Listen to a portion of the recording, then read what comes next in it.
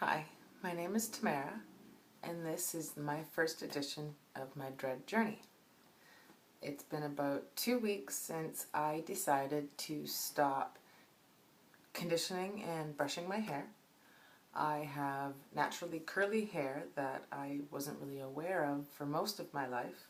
I've been brushing it out and fighting the frizz, and these curly cues were showing up every once in a while in the humidity of where I live, and I realized that I had curly hair.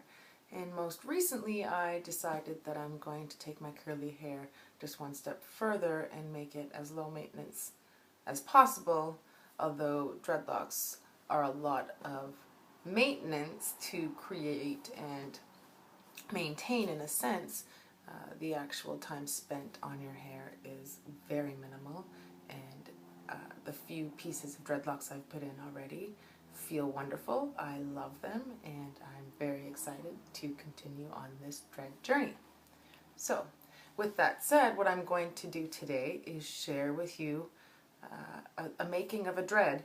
It's been a learning process for me. I've done some looking online and watching Instagram and YouTube, and I've decided to go with a rip and tear / neglect method. So what I'm doing is I'm letting my natural hair just do what it naturally does, and then I'm taking some of those clumps that are starting to form and I'm ripping and tearing them into dreads, and then trying to let those sort of partially made dreads lock up on their own, and working with it. I did have one in here, but it wasn't locking up at the base. It was straight hair, and then it had locked up really tight at the bottom, so it wasn't doing what it was supposed to. So I have just brushed out all of it, and there's actually still one little knot in there, but that doesn't matter. I will just tear that to one side. And so what a rip and tear is, from what I've discovered, is exactly that. It sounds horrible. Maybe it's not rip and tear. Twist and rip, something like that. Anyways, so what we're doing is we will take some hair and we'll back comb it and make it like rough, coarse hair. And what we're going to do is we're going to twist it a little bit, and we're going to split it.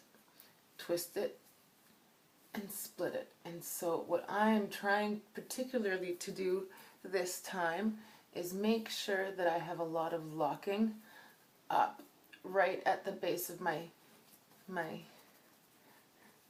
head, my scalp, so that the base locks up real good. And so I'm going to do some back combing, and now that I finally have it splittable, I'm just going to keep twisting and ripping, twisting and ripping, and hopefully those will make some knots, enough knots at the base that it will start locking up on its own. So the messier and the more knotty from my hair, the better, because I have very fine, slippery hair, and although it's very curly, it isn't really holding tight into these for too long. So I'm trying to avoid using any waxes or using any other form than natural hair and natural playing with the hair. So some people will argue all these definitions. I'm calling them neglect because I am neglecting to do any traditional form of hair brushing or hair styling. I am no longer conditioning my hair. I will shampoo it every couple days, and the pieces that are forming are because of neglect, and this is just simply playing with my hair and creating dreads. So as you can see, if I were to let go, some pieces of it have actually become a form, and some of it is still really rough, knotty hair. And so we just lightly keep twisting and ripping to the bottom of that form. Try not to split any of the hair. Keep it as knotty, because those knots are what create the dread.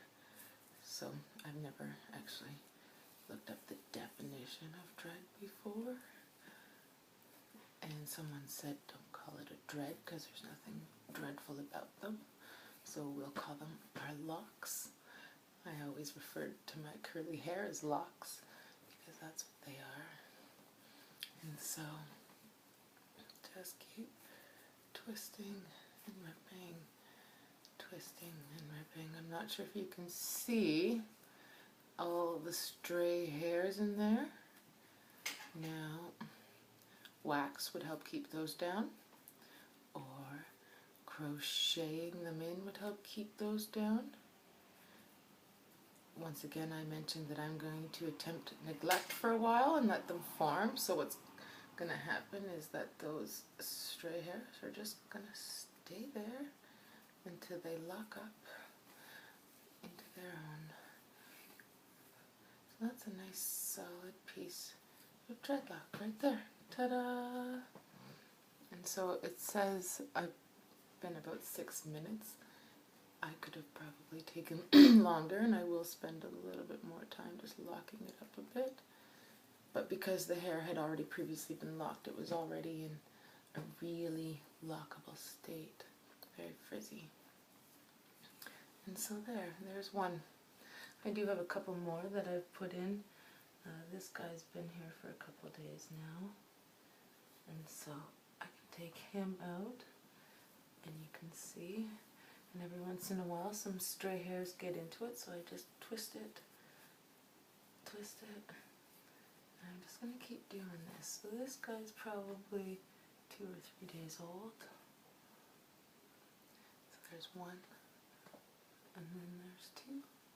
And then I have a couple twists and a couple braids. And I have a little mini, my first little mini, and I call her Twiggy. And she has a bead on over here, and so she's my first little one that happened, and so that's her there, and I like having my curly ends available. You can see that. And so my natural curly hair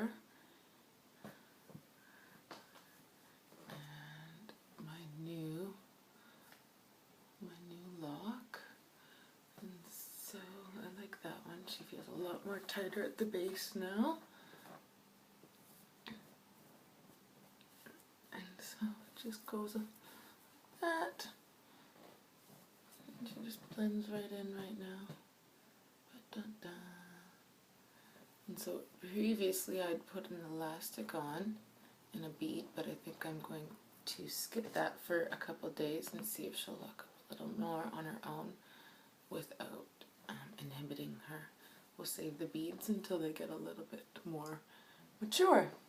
So that was my first video on my dread journey. I hope you enjoy it, and we'll see you soon.